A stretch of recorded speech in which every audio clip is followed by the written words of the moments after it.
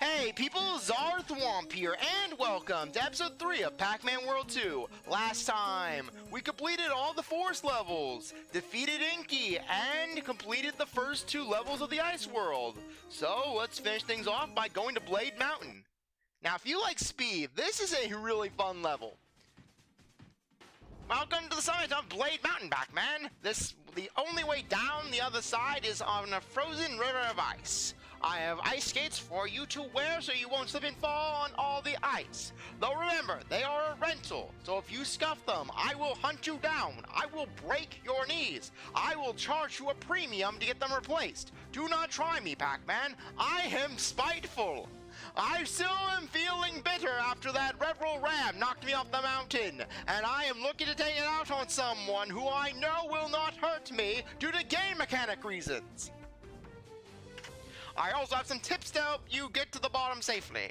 Press up to maintain maximum speed, use the ramps to clear the icy waters. Press the X button at the top of each ramp to get the maximum height. You can flip kick crates in the air by pressing the square button just before hitting them. Be careful out there, Pac-Man. All Pac-Land is counting on you. So, even though they're encouraging you to go fast, if you want to get all of the collectibles, you need to actually take things slow. But we're not getting all the collectibles. We're playing the game.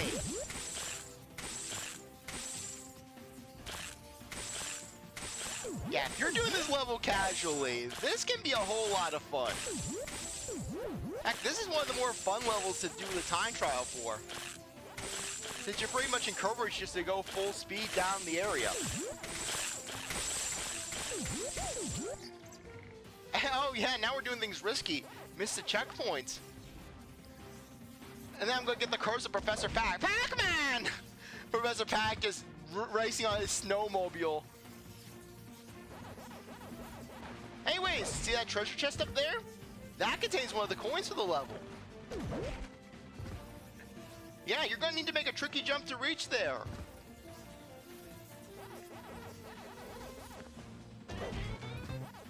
And speaking of coins! Yeah, well, 2 can be as bad as 1, so at least the other ones now have company. The 3 tokens.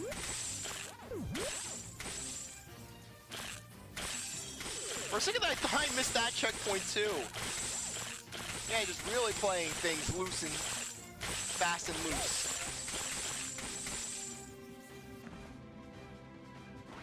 Yeah, I kind of figured we weren't going to have enough momentum to clear the jump. But hey, we got the checkpoints.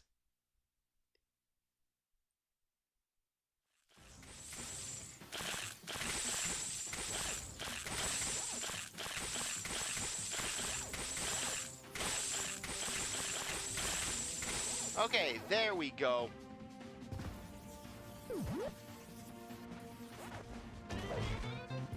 And 4 tokens! Watch out, how many tokens am I gonna get by just nonchalantly playing the game? Not even trying to get tokens.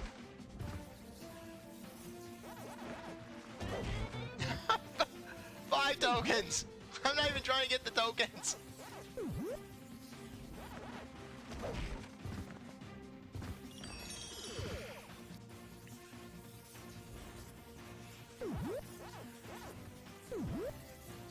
Yeah, thankfully they have misting water there, so that way you don't fall into it. Just because really that could be an easy dick move on the developer's part, where they don't put any indication that there's water there.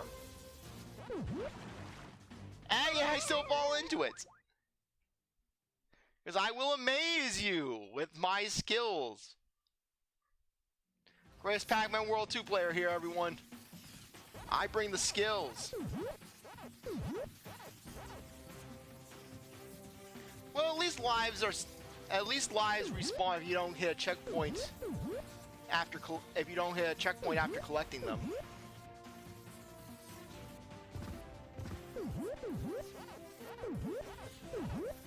Yeah, I misjudged the mist. No, not bumping, not bouncing off the wall.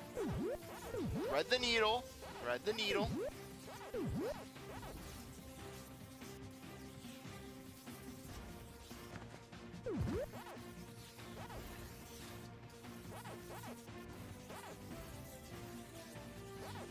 And there's the end of the level.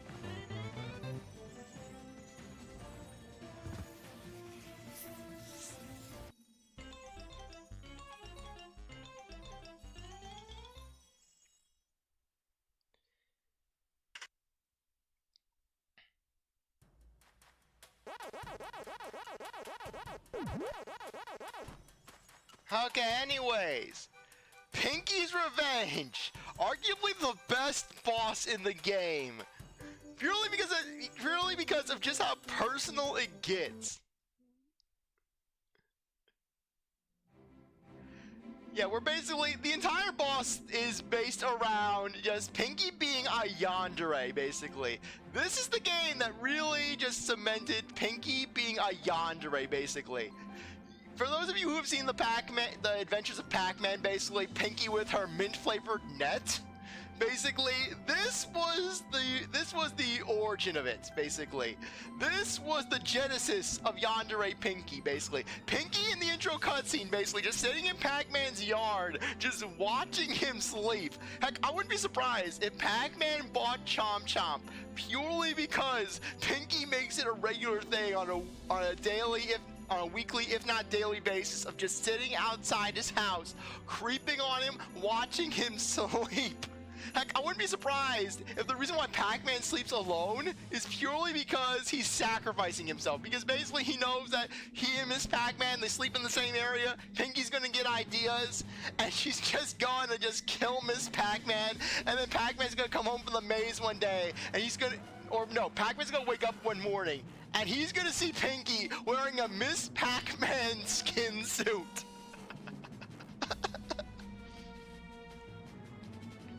Where basically even the music I hear is saying Pinky is basically a red flag. Where it starts all sweet and Christmassy, and then it just gets more and more unhinged, basically. Basically just Pinky like, if I can't have you, no one will. Though honestly, though basically in a lot of other contexts, it would basically kind of be, it'd be interesting, basically, just where you have one of the villains having a thing for the main character, you know, basically just that sort of just enemy trying to be a lover sort of thing. But the thing with Pac-Man that stands out is that Pac-Man is a happily married Pac. Pinky knows this. She is well aware of this. But yet Pinky, in her mind, I'm gonna ruin this man's life. I'm gonna ruin his marriage, his family. Like, I wouldn't be surprised if Pinky tried to kidnap Pac-Man's kids at one point, basically. Just Pac Jr.'s at school, and then basically just gets the announcement, your mother's here to pick you up. Pac Jr. goes to the principal's office, you're not my mom! And then Pinky, I can be if you work with me. What will it take for you to get you on my side? Candy? Fruit?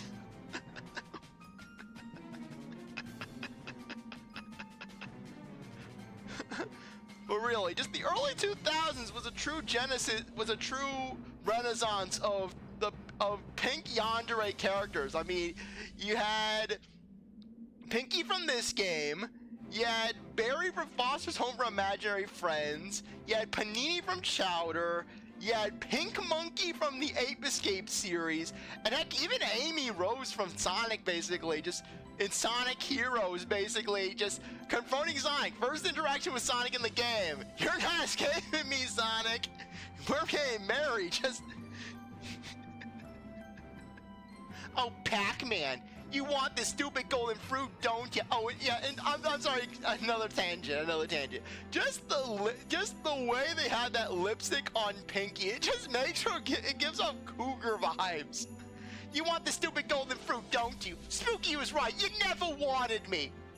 Though, funnily enough, you would think that, oh, hey, Spooky's trying to convince Pinky, like, no, do not feel love. No, frankly, considering the context of things, I can honestly imagine Spooky. No, he's not interested in you. Nothing good will come from this. He's married. You're not even of the same species. He's a Pac, you're a ghost. How would it even work? I'd make it work.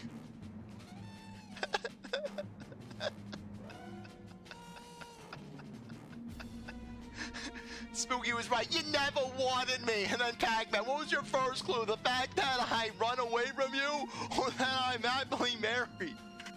Well, if I can't have you, nobody will. Yeah, seriously, Pinky outright says the line. Anyways, Pinky, she's a lot more aggressive than Inky, and yandere power activate. So anyways, this boss actually, this boss theme does really play well with the whole checkpoint system.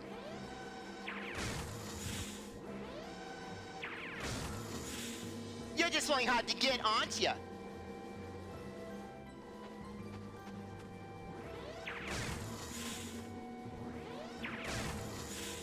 This is no way to treat a lady. Treat me rougher, Pac Daddy. In fact, man, I need my restraining order.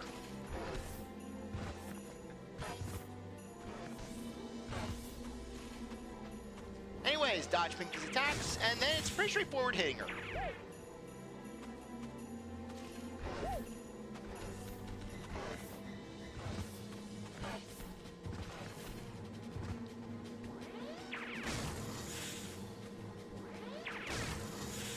I'm through playing with you.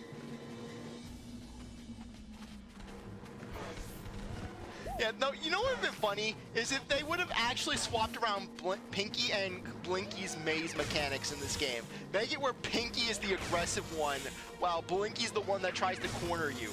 That would have been hilarious. Just going in with the Pinky yandere attitude. Yeah, Pac-Man, he's shivering. He's not cold. He's just looking for the restraining order. Frankly, I could imagine Pac-Man, basically. Pac-Man, he puts up the restraining order. Pinky, you know I got a restraining order against you. Well, nothing can restrain me, Pac-Man.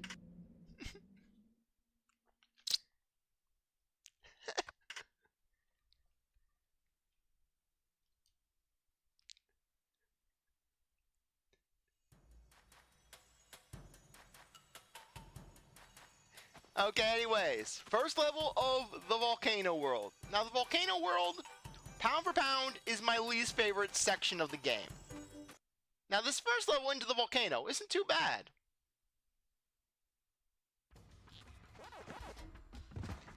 You have some ice, you have some platforming.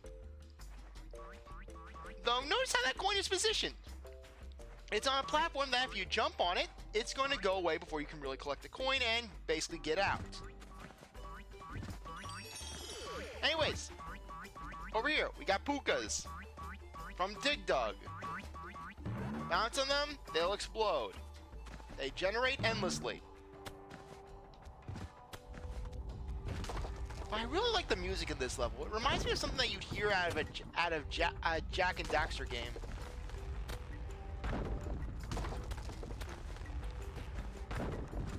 Particularly something that you'd hear in the Forbidden Jungle in Jak 1. So anyways, this right here is the introduction of what I really don't like about the volcano levels. They are very, very reliant on your rev roll abilities.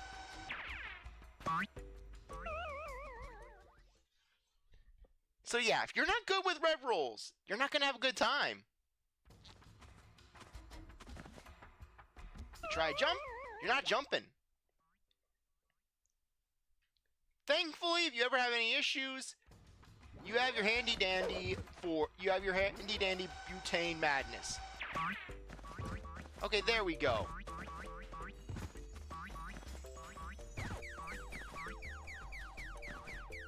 For a second, I thought we were gonna fall.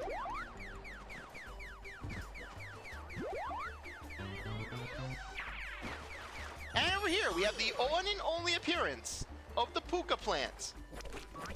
It launches the pukas, but bounce, it goes extinct. It's never appearing again. We destroyed a species. You destroyed a species, Pac-Man. Congratulations.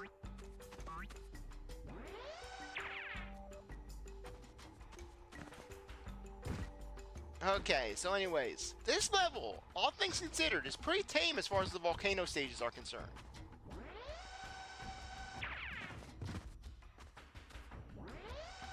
Yeah, though just get used to the rev rules, because darn it, you are going to need to take advantage of them.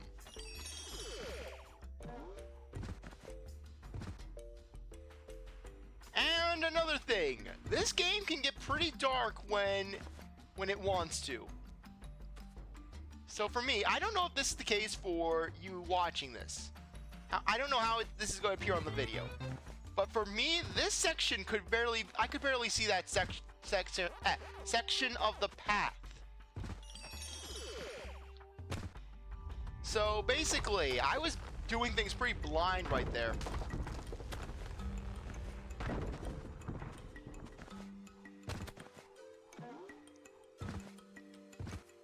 Anyways, hit that switch and the other one will generate. Just felt like showing that off. I felt a little bad after just rushing through butane paint and the like. Granted, I'm still not collecting it, but it's there. Anyways, these guys.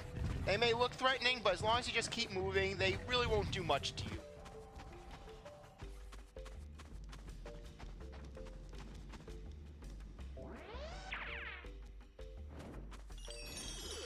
Now this section of the level, if you're looking to get 100%, this can destroy you, because basically those steam jets, they have a very big hitbox, and you have to land on them to get the platforms, and then you have those fireballs that you also have to contend with.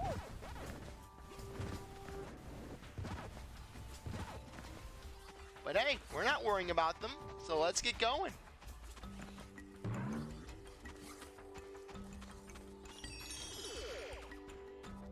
Okay, we're just gonna wait here for that platform to come back.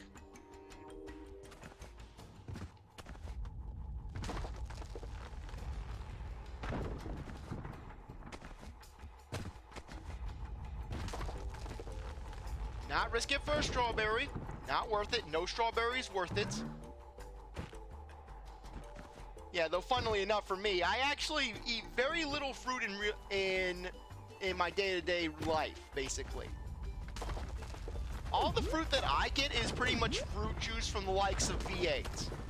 Not tomato juice V8, mind you. I drink basically fruit juice V8, which is surprisingly good, though not caffeinated. I learned my lesson after my experience with V8 during the course of the Danganronpa 2 bonus episodes.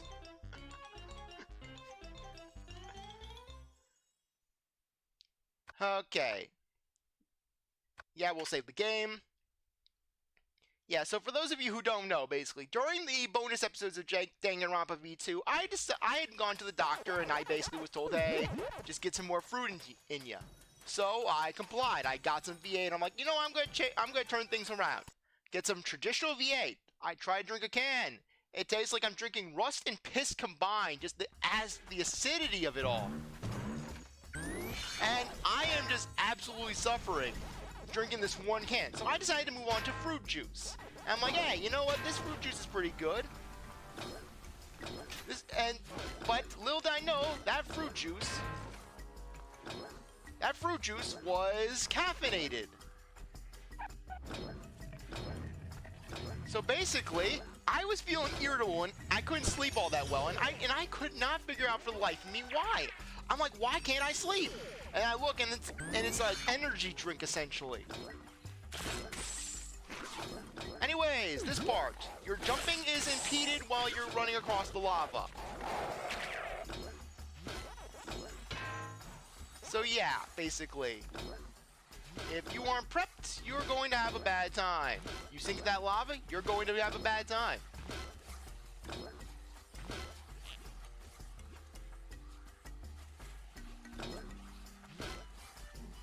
Okay, where's the thing? Ah, yes. I fell into the trap. I didn't jump to the higher one. It was obscured from my view.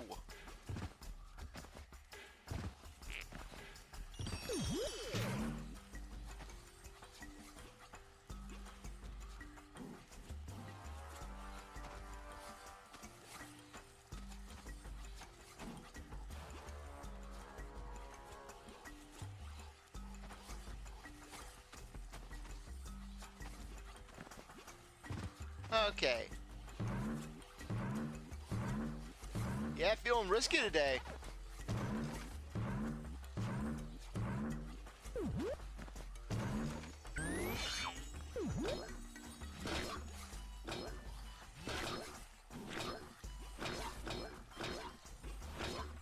Okay, there we are.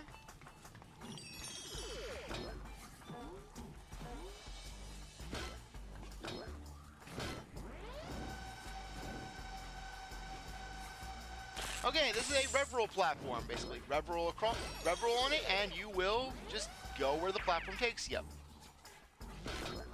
Oh, that was a close one. Could have died there. Thank goodness for that last second invincibility with the metal pack pellet.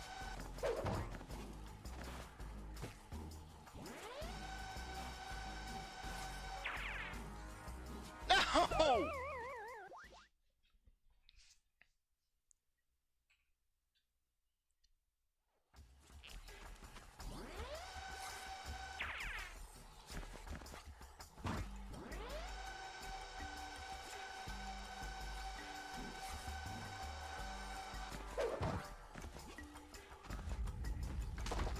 Okay, let's try not to die.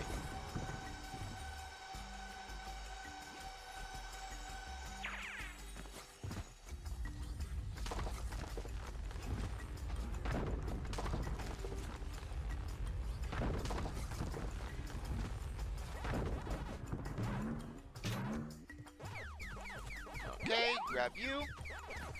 Cave pack.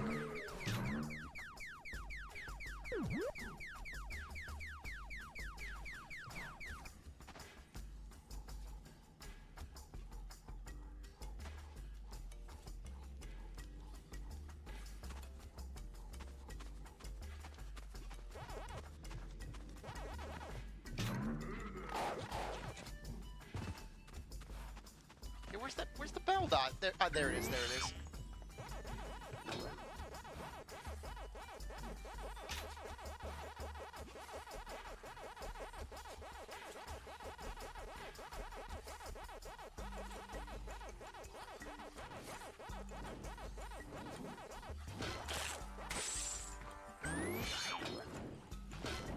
Thankfully, they're kind enough to give you a metal dot as a metal pellet as you're just getting back over here. For this one, leap of faith.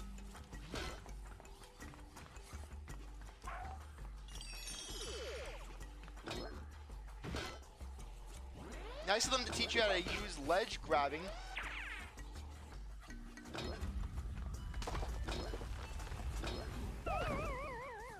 Yeah, you could also cheese that by just using a metal pellet.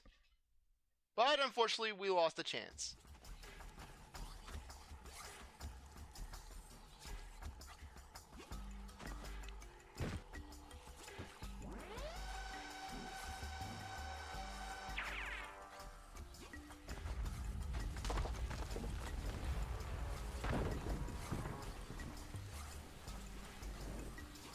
Okay, so for this section, just jump across the ledges, watch out for the steam, and you'll be fine. Oh, and also the fireballs. Don't forget the fireballs.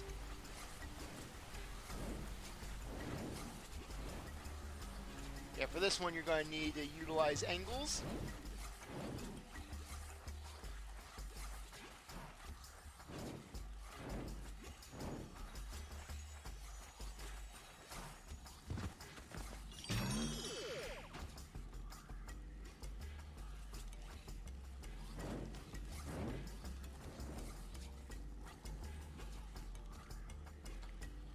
Now, interestingly enough, in the Japanese version of the game, there are a lot of things about that game that are made easier than in the North American version, basically. The North American / European version.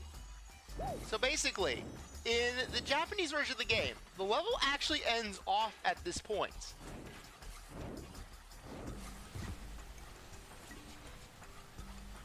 Whereas for us, basically, we have to earn our way to the end.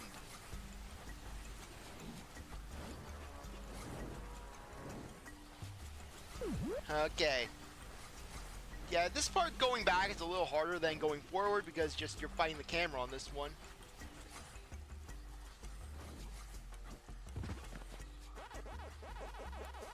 Thankfully, you don't have to platform your way back up. You just have that pack dot string there for you.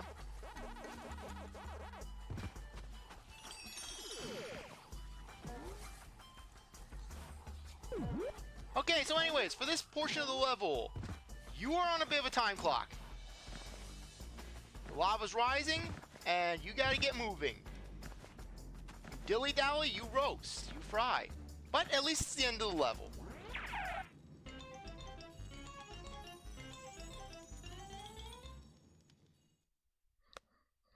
Okay, we're gonna save, because I never know what's going to happen. Not after what happened in episode 1 with that power outage. I swear, I will not get over that. That power outage screwed me over. Anyways, Magma Opus. Pac-Man surprisingly cheerful despite going into arguably one of the harder levels in the game.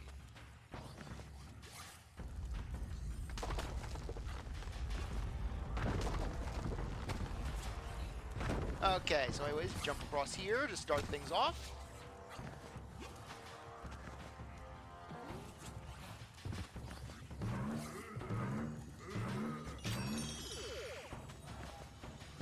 Okay, we're going to ignore those spiders because we don't have to fight them.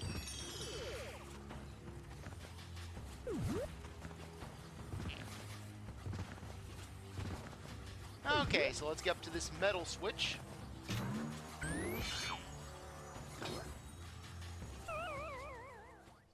Yeah, even with the metal sphere, you're going to basically just... You will die if you cross the death threshold.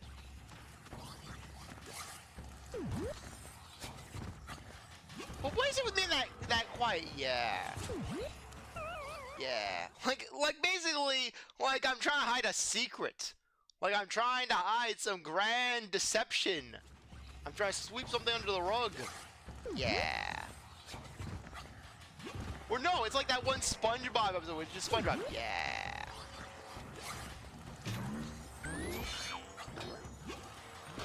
Yeah, but this level is where the camera starts to really mess with you.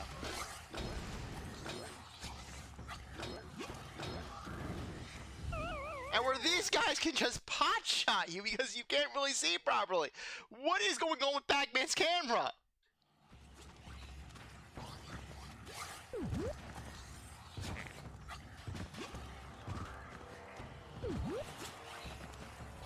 If only there was a way to just turn the camera right behind you, you know?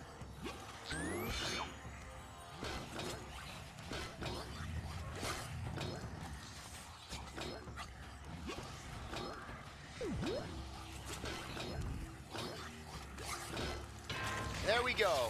You have to actually defeat that enemy in order to move forward.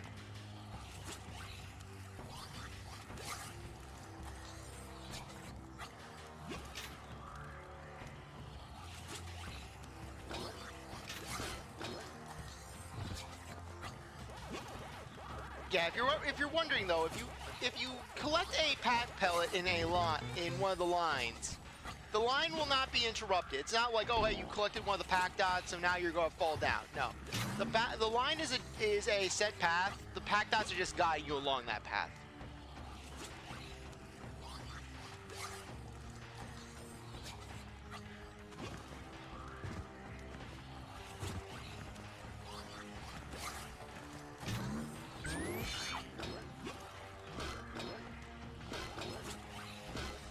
Okay.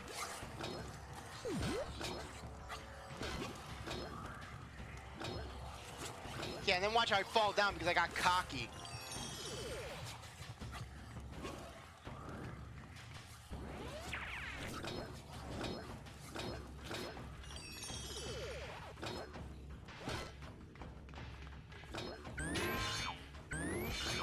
Yeah, 3 times the metal, 3 times the power. I'm sorry if it seems like I'm just blowing right through these levels, but this is where the game's at its most fun, in my personal opinion, you know? Where you're just able to rush through without a care in the world.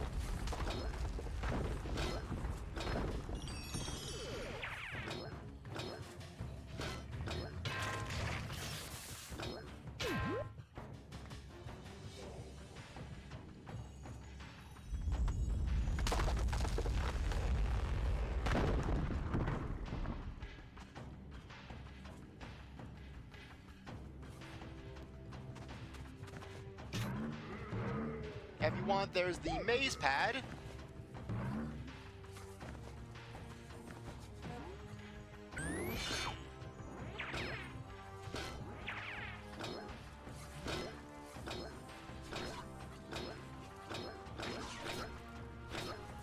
Go, Pac-Man, go!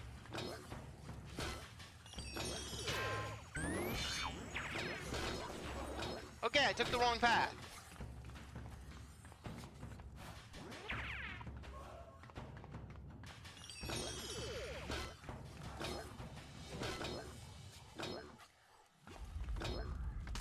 No matter. Jump over here.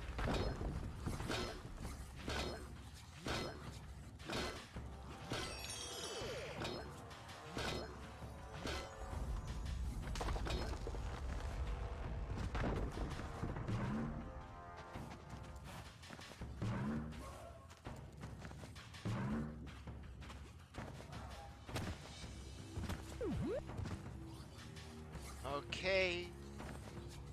Don't fall in the magma. Don't fall in the magma. Don't fall in the magma.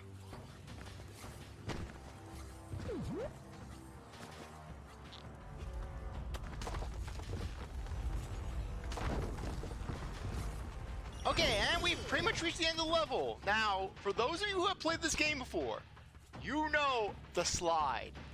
You dread the slide. This slide is evil. This slide is not your friend.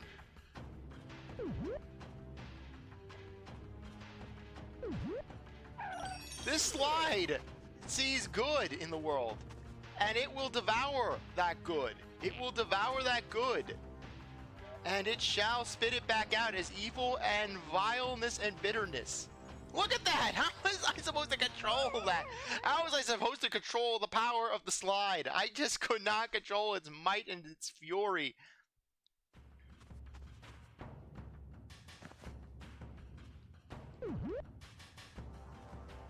Look at this! Look at this!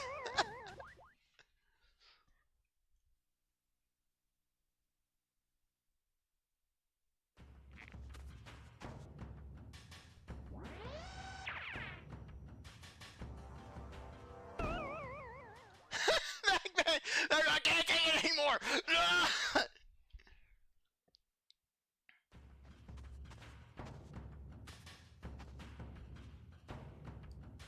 It'd be one thing if you could control your momentum on the slide, but you can't! You can't control your momentum! Pac-Man's at the mercy of the slide, and the slide is built to kill! There is no skill, there is only kill! Do nothing! You suffer. You try to fight it, you suffer.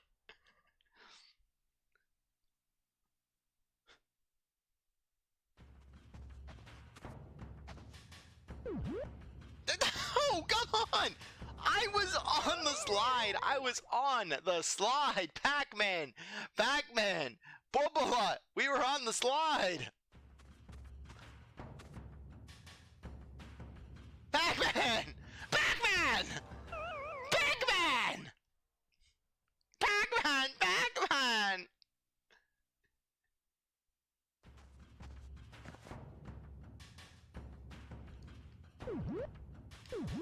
There! Left or right? Oh wait, there is no right. Only one way down, and it's Spain. Okay, there we go. One more section of the slide. Okay, I will blame myself for that one. I jerked a little to the left. I didn't think it was going to be that consequential, but apparently it was.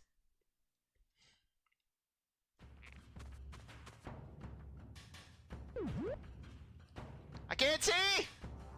The camera was messing with me there. The camera was screwing with me. I got screwed by the camera.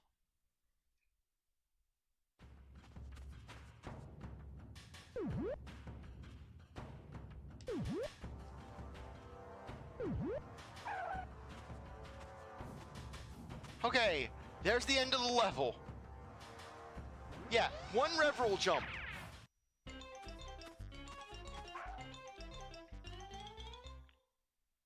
Yeah, one rebel jump is all it takes to put the fear of God into you. But anyways, save the game, because this is one moment where you want to save the game. Because we're going to collide in the caldera in the next episode, because I think that now would be a good time to end things off. Anyways, I really appreciate that you stuck around to watch this episode. You're a great viewer, and I hope you come back for the next one. If you'd like to be a like, subscribe, comment, share, do whatever you want. Without, see you next time. Bye.